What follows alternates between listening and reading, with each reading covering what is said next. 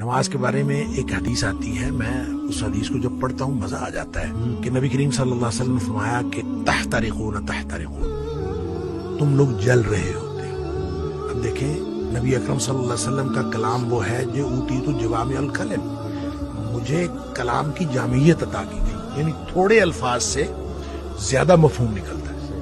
وہ اللہ کے نبی دہرا رہے ہیں تحترقون تحترقون، تم جل رہے ہو، تم جل رہے ہو، گویا گناہوں کی مٹی میں جل رہے ہو۔ حتی اذا صلیتم الفجر، یہاں تک کہ تم فجر کی نماز پڑھ لیتے ہو، غسلتھا، وہ اس کو دھو ڈالتے ہیں۔ ثم تحترقون تحترقون، پھر تم نکلتے ہو تو پھر وہی دنیا ہے، وہی گناہ ہیں، وہی آنکھیں، وہی سماعتیں، کہاں کہاں تم پھر رہے ہو اور گناہ ہو رہے ہیں۔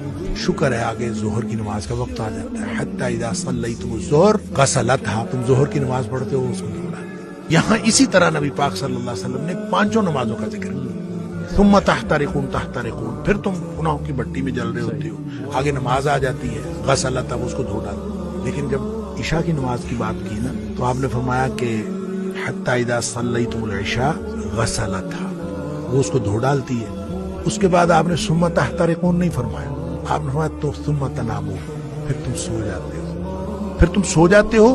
فرمایا پھر کچھ نہیں لکھا جاتا، یعنی پھر گویا وہ جو گناہ ہو رہے تھے وہ گناہ ختم ہو گئے۔ سوئے ہوئے کے آدمی کا تو کچھ نہیں لکھا جاتا، سوئے ہوئے سے قلم اٹھا لیا جاتا، تمہارے اوپر کچھ نہیں لکھا جاتا حتی تستيقظوا، جب تک تم جاگ نہ جاؤ۔ اچھا، اس کا مطلب یہ ہے کہ جو نہیں سویا عشاء کے بعد تو وہ تو تحترقون تحترقون ہو جائے گا۔ تو یہاں سے ایک بات، ایک مسئلہ نکلتا ہے کہ ہم جو عشاء کی نماز پڑھ کے جاگتے رہتے ہیں اور 11-12 بجے تک جاگتے رہتے ہیں، وہ ہم گناہوں کو سمیٹتے رہتے ہیں اور غسلتھا کیے بغیر سو جاتے ہیں، اتنا بڑا رسک لیتے ہیں۔ اس لیے نبی پاک صلی اللہ علیہ وسلم نے حضرت ابو ہریرہ رضی اللہ تعالیٰ عنہ کو فرمایا تھا کہ ابو ہریرہ سونے سے پہلے وتر پڑھنا نہ بھولنا۔ یہ جو وتر ہے یہ اصل میں رات کی نماز ہے، یہ عشاء کی نماز نہیں ہے، رات کی نماز ہے۔